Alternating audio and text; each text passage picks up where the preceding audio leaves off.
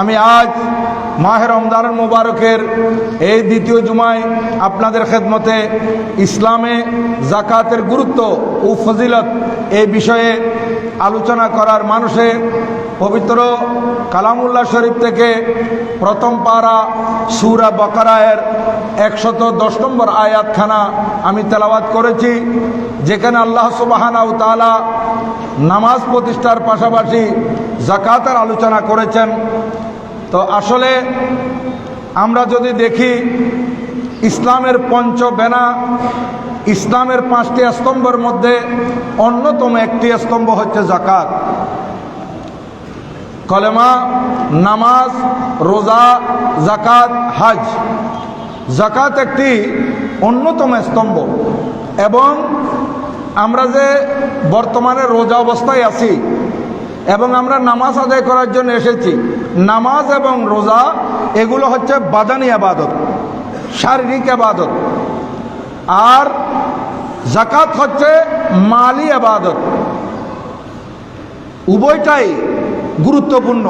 এই কারণে অধিকাংশ জায়গায় আল্লাহ সুবহানাহু ওয়া তাআলা কোরআনুল কারীমের যেখানে নামাজের কথা বলেছেন সেখানে যাকাতের কথা বলেছেন, সাথে সাথে পাশাপাশি সাথে সাথে আকিমুস সালাত ওয়া আতুজ যাকাত, ইউকিমুনাস সালাতা ওয়া ইউতুনাজ যাকাত। নামাজের পরপরেই যাকাতের কথা বলা হয়েছে। একটা হচ্ছে বাদানি ইবাদত, আরেকটা হচ্ছে মালি ইবাদত। তো আমি যে আয়াত তেলাওয়াত করেছি এই আয়াতের মধ্যে মহান রব্বুল আলামিন ইরশাদ করেন, ওয়া আকিমুস সালাতা ওয়া আতুজ যাকাতা, তোমরা নামাজ প্রতিষ্ঠা করো এবং যাকাত প্রদান করো। ওয়া মা তুকদ্দিমু লিআনফুসিকুম খায়রুন তাজিদুহু ইনদাল্লাহ, তোমরা ভালাই থেকে, সওয়াব থেকে, উত্তম আমল থেকে যেগুলো আগে পেশ করে দিবে, আল্লাহর দরবারে আগে পাঠিয়ে দিবে, তাজিদুহু ইনদাল্লাহ, এগুলো তোমরা আল্লাহর কাছে পাবে। যেমন যার উপর যাকাত ফরজ হয়েছে, আপনারা যাকাত আদায় করতেছেন, নামাজ পড়তেছেন, আমাদের হায়াত যতদিন আছে এরপর আমাদেরকে মৃত্যুবরণ করতে হবে। তাহলে আমরা মৃত্যুবরণ করার আগে হায়াত যেটা পেয়েছি এর মধ্যে নেক আমল আমরা যেগুলো করতেছি এগুলো আমরা অগ্রিম আল্লাহর দরবারে পাঠিয়ে দিচ্ছি।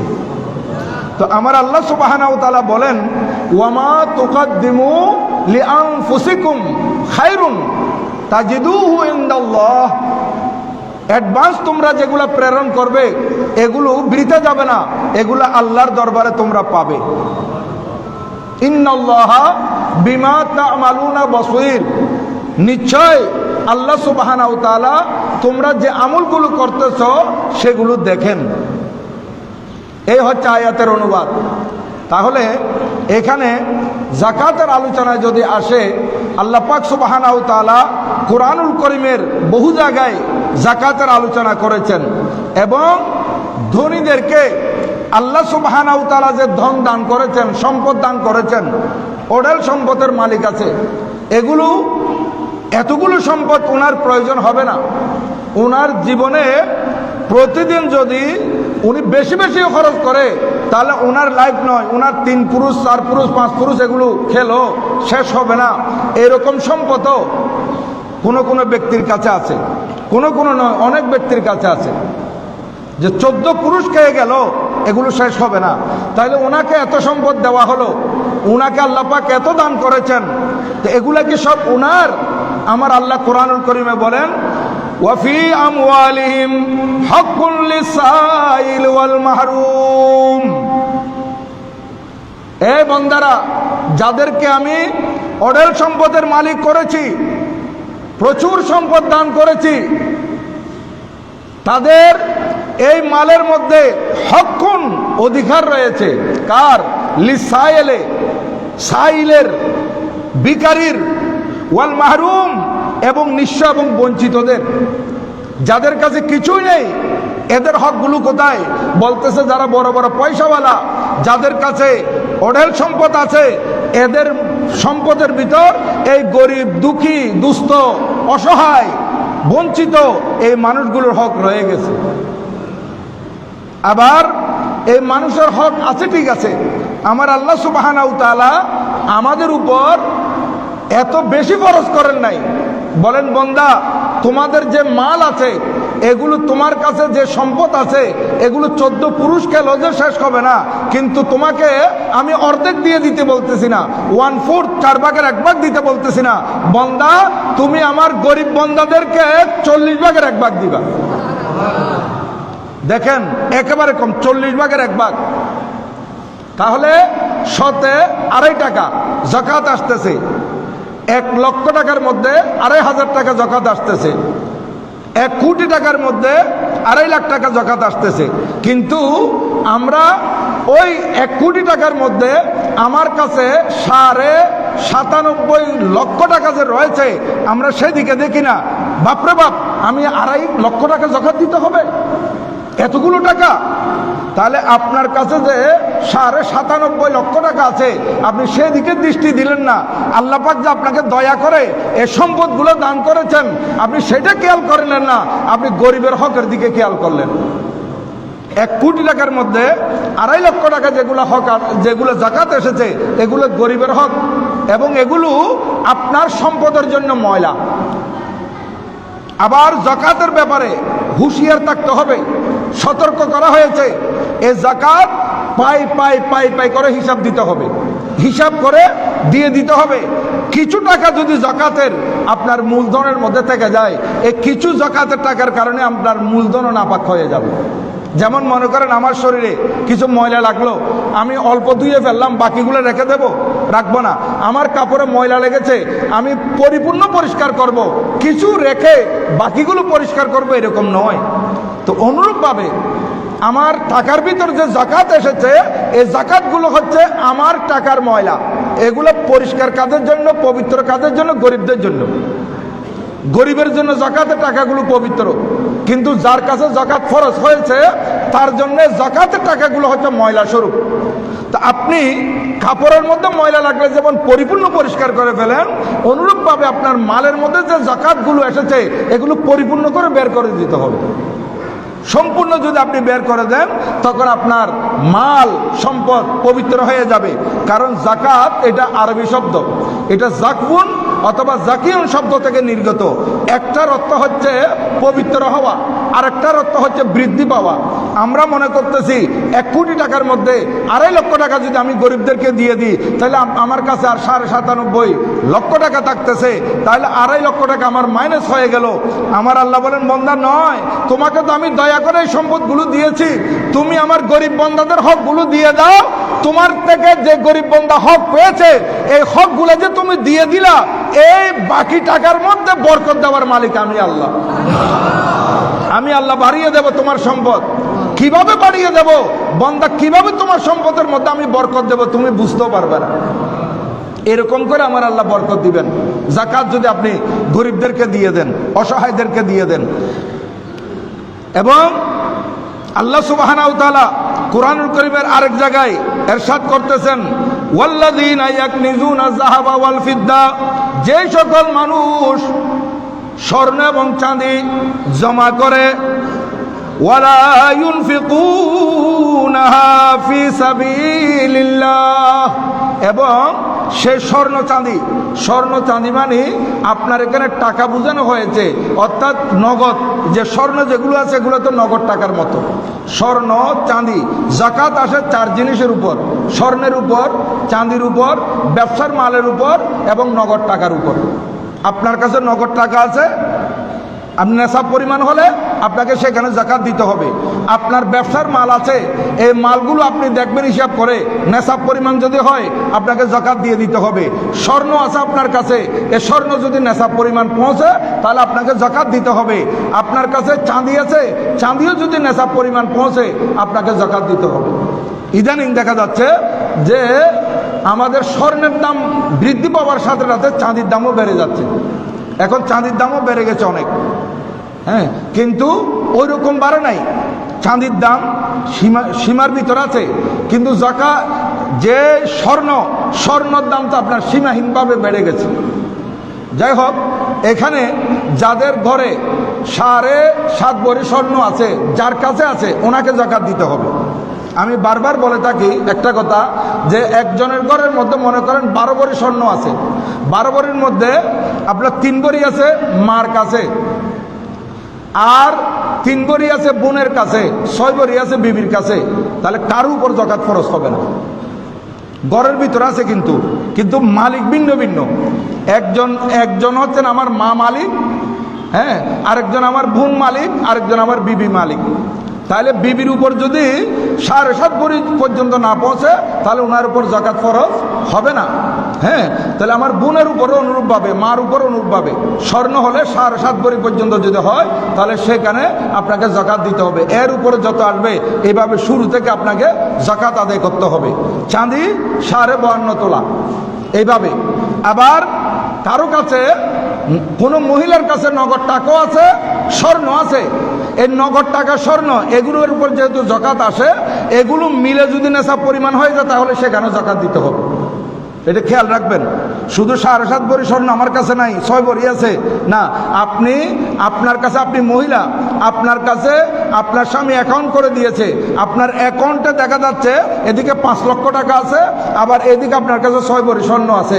আপনি যদি খেয়াল করেন না 5 লক্ষ টাকার উপর যাকাত আসবে, এদিকে 6 ভরি না, এখন তো আমার কাছে 7.5 ভরি নাই, স্বর্ণের উপর যাকাত আসবে না, দুটোটা মিলিয়ে আপনাকে হিসাব করে দিয়ে দিতে হবে। এদিকে খেয়াল রাখবেন। এগুলো কিন্তু বড় মারাত্মক, এগুলা গরিবের হক, এগুলো পয়সাওয়ালার জন্য কিয়ামতের ময়দানে সাপ হয়ে যাবে, এই মালগুলা সর্প হয়ে যাবে। আমার আল্লাহ সুবহানাহু ওয়া তাআলা বলেন, ফাবাশশিরহুম বিআযাবিন আলীম। যারা স্বর্ণ চাঁদি কুক্ষিগত করে রাখে, জমা করে রাখে, এখান থেকে আল্লাহ রাস্তায় দান করে না, যাকাত আদায় করে না, ও মাহবুব নবী, আপনি এই সমস্ত বান্দাদেরকে, এই সমস্ত মানুষগুলো থেকে, এই সমস্ত মানুষদেরকে ফাবাশশিরহুম, সুসংবাদ দিন, বিআযাবিন আলীম, বেদনাদায়ক শাস্তির, অর্থাৎ জাহান্নামের শাস্তির সুসংবাদ মানে এগুলো তিরস্কার করে বলা হয়েছে। এটা আরবিতে বলাগতের কায়দা তাহকিরান বলা হয়, অসম্মান সূচক বলা হয়েছে, যে তাদেরকে জাহান্নামের সুসংবাদ দিন। ইয়াউমা ইউহমা আলাইহা ফি নারি জাহান্নামা, এইগুলো, এই স্বর্ণ চাঁদি কিয়ামতের দিন জাহান্নামের আগুন দিয়ে তাপানো হবে, উত্তপ্ত করা হবে, গরম করা হবে। ফাতুকওয়া বিহা জিবাহুহুম ওয়া জুনুবুহুম ওয়া যুহুরুহুম, এই গরম, এই উত্তপ্ত স্বর্ণ চাঁদি এগুলো তার কপালের মধ্যে লাগানো হবে, ছেক দেওয়া হবে, গরম গরম আগুন তার কপালে লাগিয়ে দেওয়া হবে, তার পাশে লাগিয়ে দেওয়া হবে এবং তার পিঠে লাগিয়ে দেওয়া হবে। মুফাসসিরিন ইকরাম বলতেছেন এখানে কপালে, পাশে, পিঠে দেওয়ার কারণ কি? বলতেছে গরিব যখন ওই পয়সাওয়ালার কাছে আসছে, বলছে আমাকে কিছু দান করুন, এই পয়সাওয়ালা এত বেশি বখিল ছিল, বখালতির কারণে, কার্পণ্যতার কারণে গরিব যখন তার সামনে হাত পাতলো তখন সে প্রথমে কপালকে বটে ফেললো। অর্থাৎ সে দুঃখিত হয়ে, মানুষ যখন দুঃখিত হয়, টেনশন হয়, আমার কাছে চাইতেছ, তখন কপালটা তার এখানে বাস পড়ে যায়। হ্যাঁ, তারপর এই বান্দা আবার বলতেছে আল্লাহর ওয়াস্তে আমাকে কিছু দিন, তখন এই পয়সাওয়ালা কি করে, তার থেকে একটু ঘুরে যায়, তো ঘুরে গেলে তার পাশটা পয়সাওয়ালার দিকে আসে, তখন গরিবদের দিকে আসে, তখন ওই গরিব আবার বলে আল্লাহর ওয়াস্তে আমাকে কিছু দিন, তখন সে পিঠ দিয়ে চলে যায়। এই তিনটা কারণে এই কপালে, তার পাশে, তার পিঠে আমার আল্লাহ সুবহানাহু ওয়া তাআলা বলতেছেন এই আগুনগুলো লাগিয়ে দেওয়া হবে, স্বর্ণ চাঁদিকে উত্তপ্ত করে লাগিয়ে দেওয়া হবে। হাজামা কানাস্তুম, এবং তাকে বলা হবে এই যে দেখতেছো আগুন, আগুন, এই স্বর্ণ চাঁদি আগুন হয়ে গেছে, এগুলো তোমাকে যে দাগানো হচ্ছে, তোমাকে শরীরের মধ্যে বিভিন্ন জায়গায় ছেক দেওয়া হচ্ছে, এগুলো কি? এগুলোই তোমার সম্পদ ছিল। বান্দারে, দুনিয়ার মধ্যে এগুলোর যদি যাকাত দিয়ে দিতে, আজকে এগুলো তোমার জন্য নেয়ামত হতো, যাকাত না দেওয়ার কারণে এগুলো তোমার জন্য অভিশাপ হয়ে গেছে। এবং তাকে বলা হবে ফাজুকু মা কুনতুম তাকনিজুন, এখন স্বাদ গ্রহণ করো। ফাজুকু, আগুনের এই উত্তপ্ত আগুন উত্তপ্ত করা গরম করা স্বর্ণ চাঁদি তাকে শরীরের মধ্যে দেওয়া তার শরীরে লাগানো হবে এবং বলা হবে ফাজুকু তুমি স্বাদ গ্রহণ করো বিমা কুনতুম তাকনিজুন, যেগুলো একবারে স্বাচ্ছন্দ্যে তুমি জমা করেছিলে আর আল্লাহ রাস্তা খরচ করে নাই, একেবারে বন্দি করে ফেলেছিলা তোমার ঘরের মধ্যে, আজকে তুমি স্বাদ গ্রহণ করো। কোরআন শরীফের আরেকটা আয়াতের মধ্যে আমার আল্লাহ বলেন খুয মিন আমওয়ালিহিম সাদকাতান তুতাহিরুহুম ওয়া তুযাক্কিহিম বিহা, এই মাহবুব নবী আপনি তাদের থেকে যাকাত আদায় করুন, সাদকা আদায় করুন। এই যাকাতগুলো আদায় করার দ্বারাই এই যাকাত এবং সাদকার মাল এগুলো তাদেরকে পবিত্র করবে, তাদেরকে পরিশুদ্ধ করবে। যাকাত দেওয়ার কারণে আপনি পবিত্র হয়ে গেলেন এবং পরিশুদ্ধ হয়ে গেলেন, এটা আমার আল্লাহ বলতেছেন। এবং নবীজিকে বলতেছেন ওয়াসাল্লি আলাইহিম, মাহবুব নবী তাদের থেকে যাকাত উসুল করার পর তাদের জন্য আপনি দোয়া করুন, ইন্না সালাতাকা সাকানুন লাহুম, আপনার দোয়া তাদের অন্তরের প্রশান্তি। আল্লাহু আকবার। ইয়া রাসূলুল্লাহ সাল্লাল্লাহু আলাইহি ওয়াসাল্লাম, ইয়া গোসলাত দস্তগীর, জিন্দাবাদ জিন্দাবাদ জিন্দাবাদ। আমার আল্লাহ বলেন ওয়াল্লাহু সামিউন আলিম, আল্লাহ পাক সবকিছু শুনেন এবং সবকিছু জানেন। এবার হাদিসে পাকের মধ্যে দেখেন, এটা হযরত সাইয়েদনা আবু হুরায়রা রাদিয়াল্লাহু তাআলা আনহু থেকে হাদিসে পাক, আমার নবীজি ইরশাদ করেন যে عن ابي هريره رضي الله تعالى عنه ان رسول الله صلى الله عليه وسلم قال اذا اديت الزكاه فقد قضيت ما عليك او كما قال عليه الصلاه والسلام। এটা সহিহ ইবনে খুজাইমার মধ্যে আছে হাদিস, সহিহ ইবনে হিব্বানের মধ্যে আছে হাদিস। কানা নবীজি ইরশাদ করেন, বান্দা তোমার উপর যা ফরজ হয়েছিল যাকাত, তোমার মালের মধ্যে যে যাকাত এসেছিল এগুলো যখন তুমি আদায় করে দিয়েছো, তাহলে আল্লাহর পক্ষ থেকে তোমার উপর যে জিম্মাদারি ছিল সেই জিম্মাদারিটা তুমি আদায় করে ফেললে। ফাকাদ কদাইতা মা আলাইকা, বান্দা তোমার উপর যে দায়িত্ব ছিল আল্লাহর পক্ষ থেকে যে তোমাকে দায়িত্ব দেওয়া হয়েছে শরীয়তে, যে যাকাত আসলে তুমি 2.5 টাকা করে হিসাব করে দিয়ে দাও, 40 ভাগের 1 ভাগ দিয়ে দাও, তুমি যেগুলো দিয়ে দিলা ফাকাদ কদাইতা বিমা মা আলাইকা, তোমার উপর যে দায়িত্ব ছিল সেই দায়িত্বটা তুমি আদায় করে ফেলেছো। এর সামনে যে হাদিস খানা আমি তেলাওয়াত করতেছি এটা মুত্তাফাক আলাইহি riwayat, বুখারী শরীফে আছে, মুসলিম শরীফে আছে। আমার নবীজির ইন্তেকালের পর কিছু মানুষ যাকাত অস্বীকারী বের হয়েছিল, তারা বলতেছে আমরা নামাজ পড়বো কিন্তু যাকাত আমরা আদায় করব না, যাকাত আমরা দেব না। এগুলো রাসূল পাকের সময় দিয়েছিলাম, এখন আর দিতে হবে না। কিন্তু সিদ্দিক আকবর রাদিয়াল্লাহু তাআলা আনহু উনি একেবারে নরম তবিয়তের মানুষ ছিলেন, সহজ সরল মানুষ ছিলেন, কিন্তু যে সময় ইসলামের একটা রোকনকে অস্বীকার করেছে তখন উনি কঠোর হয়ে গেছেন। উনি বলতেছেন, কি বলতেছেন দেখেন, ক্বালা আবু বকর রাদিয়াল্লাহু তাআলা ওয়াল্লাহ লা উকাতিলান্না, হযরতে সাইয়্যিদানা সিদ্দিক আকবর রাদিয়াল্লাহু তাআলা ইরশাদ করেন, আল্লাহর শপথ করে বলতেছি নিশ্চয় আমি তার সাথে মোকাবেলা করব, তার সাথে যুদ্ধ করব। মান ফাররাকা বাইনা সালাতি ওয়াজ যাকাত, যে ব্যক্তি নামাজ এবং যাকাতের মধ্যে পার্থক্য করবে, যে নামাজ আদায় করব যাকাত দেব না, তাহলে নামাজ এবং যাকাতের মধ্যে পার্থক্য করে ফেললো। আল্লাহ পাক বলেন নামাজ কায়েম করো, যাকাত প্রদান করো, এখানে পার্থক্য করা যাবে না।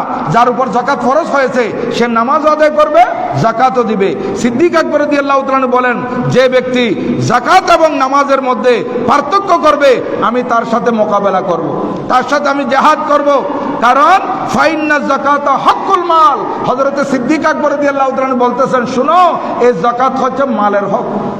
তুমি নামাজ এবং যাকাতের মধ্যে ফরক কেমনে করবে? তোমার নামাজ হচ্ছে তোমার শরীরের হক আর যাকাত হচ্ছে মালের হক। তোমার নামাজ হচ্ছে বাদানি ইবাদত, যাকাত হচ্ছে মালি ইবাদত, ফরক করা যাবে না। আরেকখানে হাদিস হযরত সাইয়্যিদানা জাবির বিন আব্দুল্লাহ রাদিয়াল্লাহু তাআলা থেকে বর্ণিত, তিনি বলেন একজন মানুষ আইসা আমার নবীজি থেকে জিজ্ঞাসা করলো, ইয়া রাসূলুল্লাহ সাল্লাল্লাহু আলাইহি ওয়াসাল্লাম আরাইতা ইন আদ্দার রাজুলু যাকাতা মালিহি, ইয়া রাসূলুল্লাহ যে ব্যক্তি তার মালের যাকাত আদায় করলো তার ব্যাপারে আপনি কি বলেন? আর হয়তো মান আদ্দা যাকাতা মালিহি, যে ব্যক্তি তার মালের যাকাতগুলো পাই পাই করে হিসেব করে দিয়ে দিল, তার ব্যাপারে আপনার মন্তব্য কি, বক্তব্য কি? তখন দেখেন নবীজি ইরশাদ করলেন, ফাকালা মান আদ্দা যাকাতা মালিহি ফাকাদ যাহাবা ফাকাদ আযহাবা আনহু শাররুহু। তাবরানী শরীফের হাদিস। নবীজি ইরশাদ করলেন, যে ব্যক্তি মালের যাকাত আদায় করবে, বুঝতে হবে সে তার মালের অনিষ্ট থেকে সবকিছু দূর করে দিল, দূরীভূত করে দিল। তার মাল ক্ষতি হওয়া থেকে সে সব দূরীভূত করে দিল, অর্থাৎ সে মালের ভিতর যে অনিষ্টকারী জিনিস ছিল এগুলো সে দূরীভূত করলো। অর্থাৎ এখন তার মাল আর নষ্ট হওয়ার সম্ভাবনা নাই, এগুলো আল্লাহর কুদরতের হেফাজতে চলে গেছে। মালের যাকাত যখন দিয়ে দেয়, মালগুলো আল্লাহর কুদরতের বেষ্টনীতে চলে যায়। হযরতে সাইয়েদনা ইমাম হাসান বসরি রাদিয়াল্লাহু তাআলা আনহু, উনি মুরসালান বর্ণনা করতেছেন এই হাদিসে পাক। আনিল হাসান قال قال رسول الله صلى الله عليه وسلم حسنوا اموالكم بالزكاه। এই যে এখন তেলাওয়াত করলাম আগে, এখানে রাসূল পাক সাল্লাল্লাহু আলাইহি ওয়াসাল্লাম বলতেছেন, ইরশাদ করতেছেন, যে ব্যক্তি তার মালের যাকাত আদায় করলো, সে মালের ভিতর যে খারাপই ছিল, খারাপ কিছু ছিল, এগুলাকে দুর্বৃত করে দিল। এখন মাল ঠিক হয়ে গেল, পবিত্র হয়ে গেল। এই হাদিসের মধ্যে আসতেছে হযরতে রাসূল করিম সাল্লাল্লাহু আলাইহি ওয়াসাল্লাম ইরশাদ করেন, উম্মত আমার, তোমরা যথাযথভাবে যাকাত আদায় করার মাধ্যমে হাসিনু আমওয়ালাকুম, তোমাদের মালগুলোকে তোমরা কিল্লার ভিতর ঢুকিয়ে ফেলো। অর্থাৎ সৈন্যরা যখন কিল্লার ভিতর থাকে, ক্যান্টনমেন্টের ভিতর থাকে, সৈন্যরা নিরাপদে থাকে। সৈন্যরা কিল্লার ভিতর থাকলে যেমন নিরাপদে থাকে, বান্দা নবীজি ইরশাদ করেন, উম্মত আমার, তোমরা যাকাতগুলো মাল থেকে বের করে পাই পাই হিসাব করে দিয়ে দাও, তোমার মালগুলো আল্লাহর কুদরতের কিল্লার মধ্যে হেফাজত থাকবে। হাসিনু আমওয়ালাকুম বিযাকাত এবং ওয়াদাউ মারদাকুম বিসাদাকা। নবীজি ইরশাদ করেন, তোমাদের মধ্যে কেউ অসুস্থ হয়েছে, তোমাদের ঘরের মধ্যে রোগী আছে, অসুস্থ হওয়ার সাথে সাথে তোমরা সদকা করো। এখন আমরা অসুস্থ হলে চটকারে ডাক্তারের কাছে নিয়ে যাই, অ্যাম্বুলেন্স ডাকি, অ্যাম্বুলেন্সে করে ডাক্তারের কাছে নিয়ে যায়, গাড়ি করে ডাক্তারের কাছে নিয়ে যায়। নয়, আপনি ডাক্তারের কাছে নিয়ে যাওয়ার আগে জামিয়ার দান বাক্সের মধ্যে কিছু দিয়ে দেন। জামিয়ার যে ঘরে ঘরে দান বাক্স আছে সেখানে দিয়ে দেন। এই গরিব মিসকিনের হক আপনি যখন কিছু দিয়ে দিলেন, তখন আল্লাহ পাক সুবহানাহু ওয়া তাআলা আপনার ওই রোগীকে ভালো করে দিবে, কিন্তু মাধ্যম হচ্ছেন ডাক্তার। ডাক্তার হচ্ছে উসিলা। ডাক্তারের কাছে নিয়ে যাওয়ার আগে কিছু দান করে যান, তারপর দেখবেন ডাক্তার চিকিৎসা করে আপনার রুগীকে কিছু পাবে না, রুগী ভালো হয়ে যাবে। আমরা এখন আগে দান করি না, পরে করি যে না, দান আগে করবেন। নবীজি ইরশাদ করেন, ওয়াদাউ, তোমরা চিকিৎসা করো, মরদাকুম, তোমাদের রুগীদেরকে বিসাদকা, দানের মাধ্যমে। আগে কিছু দান করে দেন, তারপর ডাক্তারের কাছে নিয়ে যাবেন, এটা খেয়াল রাখবেন। ওয়াস্তাকবিলু আমওয়াজাল বালায়ে বিদুআই ওয়া তাদাররু, এবং বলা মুসিবত আসতেছে, আপনি দেখতেছেন, এই বলা মুসিবত আপনার সামনে আসার আগে আপনি আল্লাহর কাছে দোয়া করেন কেঁদে কেঁদে, এবং প্রার্থনা করেন আল্লাহর কাছে কেঁদে কেঁদে। আপনি আল্লাহর কাছে দোয়া এবং কান্নাকাটির মাধ্যমে আপনি বলা মুসিবতের মোকাবেলা করেন, বলা মুসিবত আর আপনার দিকে আসবে না। এখানে আরেকটা হাদিসে পাক দেখেন, হযরত সাইয়েদনা আনাস বিন মালিক রাদিয়াল্লাহু তাআলা থেকে বর্ণিত, ক্বালা রাসূলুল্লাহ সাল্লাল্লাহু আলাইহি ওয়াসাল্লাম, ইন্না সাদকাতা লা তুতফিউ গযবার রব ওয়া তাদফাউ আন মাইতাতিস সু। আল্লাহর নবী ইরশাদ করেন, উম্মত, তোমরা যে যাকাত দান করতেছো, যাকাত দিচ্ছ, তোমরা যে সদকা করতেছো, এটা কত বড় পাওয়ারফুল জিনিস জানো? এই তোমার এই মাল থেকে যে যাকাত বের করে গরিবকে দিয়ে দিচ্ছ, এবং তুমি কিছু আল্লাহর রাস্তায় দান করতেছো, এটা কত ভারী এবং কত পাওয়ারফুল, যে এই জিনিসটা আল্লাহর কুদরতের রাগকে ঠান্ডা করে দেয়। যে সমস্ত মানুষ যাকাত দেয় না, তাদের উপর আল্লাহ পাকের কুদরতের রাগ আসে, কিন্তু যখন যাকাত দিয়ে দিল, সদকা দিয়ে দিল, আল্লাহর কুদরতের রাগটা ঠান্ডা হয়ে গেল। শুধু তাই নয়, ওয়াতাদফাউ আন মাইতাতিস সু, এবং এই যে অপমৃত্যু, হঠাৎ অ্যাক্সিডেন্ট করে মারা গেল, স্ট্রোক করে মারা গেল, মানুষ হঠাৎ করে মারা গেল, বলছে এই অপমৃত্যু থেকে এই যাকাত এবং সদকায় মানুষকে রক্ষা করে। অপমৃত্যু হবে না যদি আপনি ঠিকভাবে যাকাত দেন এবং আপনার মালের হক আদায় করেন। দেখেন, তারপরে আরেকটা হাদিসে পাক আপনাদের খেদমতে আমি আরজ করতেছি। এখানে হযরত আলী রাদিয়াল্লাহু তাআলা থেকে বর্ণিত, তিনি বলেন, রাসূল করিম সাল্লাল্লাহু আলাইহি ওয়াসাল্লাম ইরশাদ করতেছেন, বাদিরু বিসদকা, তোমরা সদকার মধ্যে তাড়াতাড়ি করো, যাকাত দেওয়ার মধ্যে বিলম্ব করবে না, তোমরা তাড়াতাড়ি করবে। ফাইনাল বালাআ ফালা ইয়াতাখাত্তাহা, কেননা বলা মুসিবত সদকাকে অতিক্রম করতে পারে না। সুবহানাল্লাহ। দেখেন সদকা এত বড় পাওয়ারফুল জিনিস, এ সদকাকে দানকে বলা মুসিবত অতিক্রম করতে পারে না।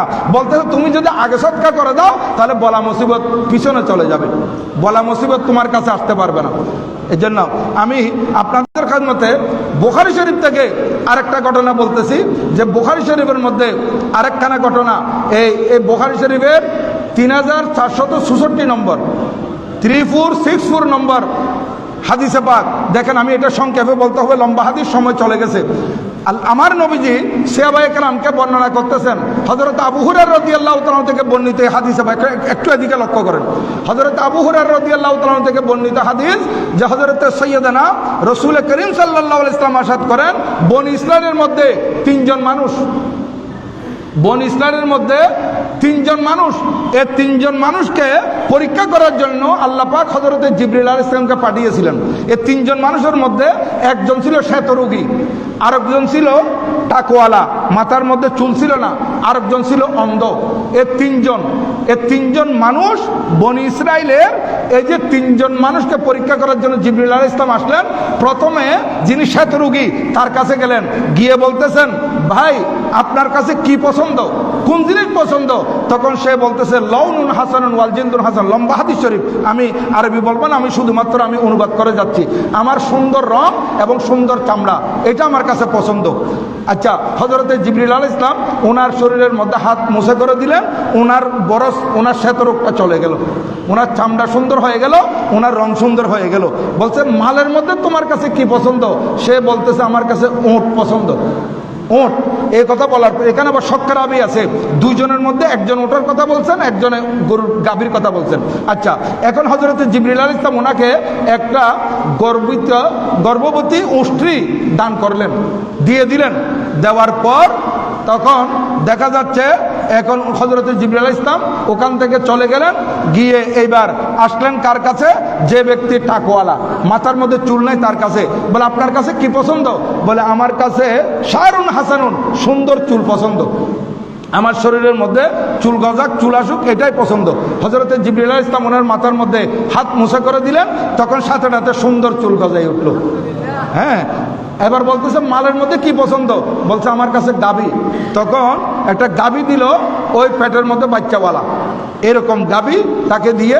এবং আগেও বলছিলেন, ওনাকেও বলছিলেন ইউবারিকু লাকা ফিহে, তোমার এখানে বরকত হোক। দ্বিতীয় জনকে বলছেন তোমার এখানে বরকত হোক। এবার আসলেন অন্ধের কাছে। অন্ধের কাছে আসার পর বলতেছে আপনার কাছে কি পছন্দ? তখন তিনি বলতেছেন আমার কাছে পছন্দ হচ্ছে যে আমার অন্ধত্বটা দূরীভূত হয়ে যাক, অন্ধত্বটা দূরীভূত হয়ে যাক, এটাই আমার কাছে পছন্দ। এবং এই কথা বলার সাথে সাথে তখন হযরত জিবরিল আলাইহিস সালাম ওনার মাথার উপর হাত, ওনার চোখের উপর হাত মুছে করলেন, ওনার দৃষ্টিশক্তি ফেরত আসলো। সুবহানাল্লাহ, ওনার দৃষ্টিশক্তি পেয়ে গেলেন উনি। এরপর দেখা গেল হযরত সাইয়্যিদানা এই জিবরিল আলাইহিস সালাতু ওয়াস সালাম ওনাকে বললেন মালের মধ্যে তোমার কি পছন্দ? বলতেছে মালের মধ্যে আমার কাছে পছন্দ ছাগল, গনম। তখন উনি একটা ছাগল ছাগি এমন দিলেন যে যার পেটের মধ্যে বাচ্চা ছিল, এবং দোয়া করে দিলেন আল্লাহ তোমাকে এখানে বরকত দেখ। এখন হযরত জিবরিল আলাইহিস সালাম চলে গেলেন, এসেছিলেন মানুষের সুরতে। এখন যে টাকওয়ালা ছিল মানুষ তাকে ঘৃণা করতো, এখন টাকও চলে গেছে। যে শতরোগী মানুষ তাকে ঘৃণা করতো, এখন তাকে আর ঘৃণা করে না। এবং জিবরিল আলাইহিস সালামের দোয়ায়, ইনি যে জিবরিল আলাইহিস সালাম তারা তো জানে না, জিবরিল আলাইহিস সালামের দোয়ায় আল্লাহ পাক এমন বরকত দিলেন, যাকে উট একটা দিয়ে গিয়েছিলেন, উষ্ট্রি, গর্ভবতী বাচ্চাওয়ালা উষ্ট্রি, সেখানে ওটে একটা মাঠ পরিপূর্ণ হয়ে গেছে। যাকে গাভী দিয়ে গেছিলেন, গাভীর বাছুর হতে হতে হতে হতে এখন একটা মাঠ পরিপূর্ণ হয়ে গেছে ওই টাকওয়ালার। যে অন্ধ ব্যক্তি তাকে এমন চোখের দৃষ্টিশক্তি দেওয়া হয়েছে, তার ছাগলের মধ্যে এমন বরকত হয়েছে, এক মাঠ ছাগল হয়ে গেছে। এখন হযরত জিবরিল আলাইহিস সালামকে আল্লাহ পাক সুবহানাহু ওয়া তাআলা আবার পাঠালেন পরীক্ষা করার জন্য। জিবরিল, আমি তো তোমার মাধ্যমে তাদেরকে পরীক্ষা করছিলাম, এখন আরেকটা পরীক্ষা করো। আমি তো তাদেরকে দয়া করে মালগুলো দিয়েছি, কারা আমার রাস্তায় খরচ করে?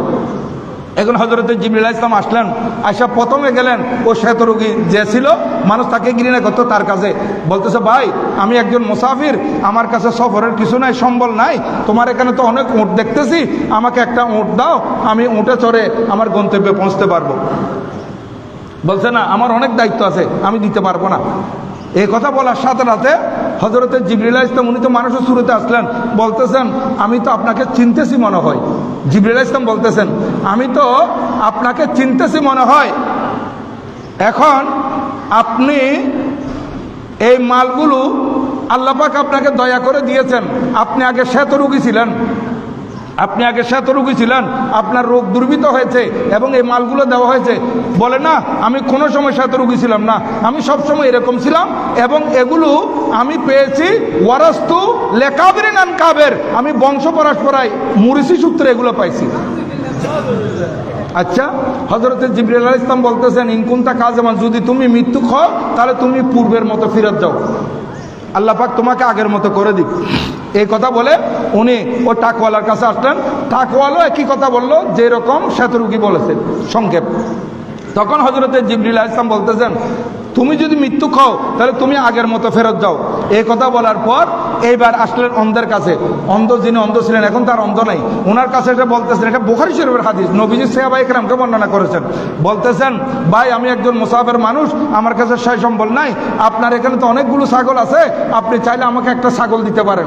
তখন অন্ধ বলতেছে ভাই রে, আমি একজন অন্ধ মানুষ ছিলাম, একজন বন্দা আইসা আমার চোখের উপর হাত মালিশ করে দিয়েছিল, আমার অন্ধত্ব দূরীভূত হয়ে গেছে এবং আমি কি মাল পছন্দ করি আমাকে বলেছিল, আমি বলেছিলাম ছাগল পছন্দ, উনি আমাকে একটা বাচ্চাওয়ালা ছাগল দিয়েছেন, যে ছাগলের বরকতে আজকে এটা পুরো মাঠ হয়ে গেছে। কি একটা বলতেছেন, আপনার কাছে যা লাগে তা নিয়ে যান,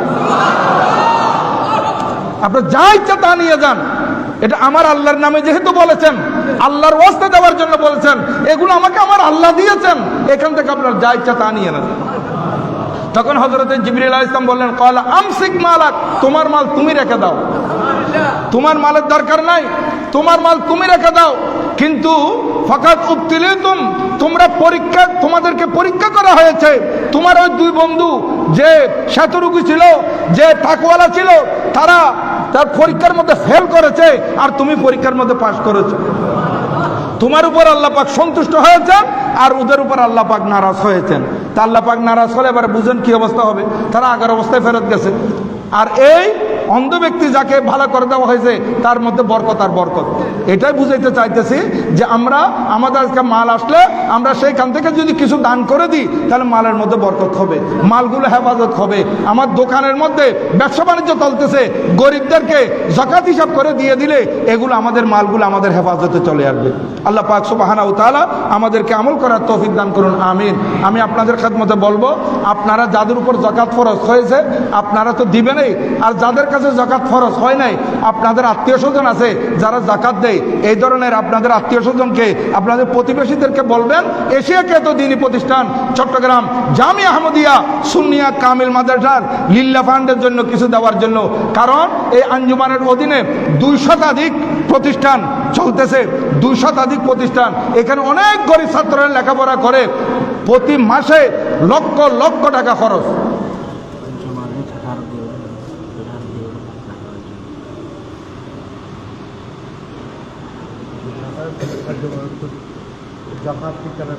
আচ্ছা, তাহলে আপনাদেরকে বলা হচ্ছে আপনারা আমাদের আঞ্জুমানের লিল্লা ফান্ডে আপনাদের যাকাতের টাকা, আপনাদের ফিতরের টাকা আপনারা দিয়ে দিবেন ইনশাল্লাহ। এগুলো আপনারা যাদের কাছে আছে আপনারা তো নিজের থেকে দিবেন, আর যাদের কাছে নাই আপনারা যদি আত্মীয় স্বজন থেকে নিয়ে দিতে পারেন, উনি দিয়ে যা স্বভাব পাবে আপনি একটু মুখে বলার কারণে তেমন স্বভাব আপনিও পেয়ে যাবেন। আর এটা মাহে রমজানের মুবারক, যাকাত এটা ফরজ ইবাদত। এই রমজান শরীফের মধ্যে আপনারা যাকাত আদায় করে দেন, 70 ফরজের সওয়াব পেয়ে যাবেন, 70 ফরজের সওয়াব। আল্লাহ পাক সুবহানাহু ওয়া তাআলা সবাইকে আমল করার তৌফিক দান করুন, আমিন। আমাদের আঞ্জুমানের পক্ষ থেকে পেপারে দেওয়া হবে এগুলো।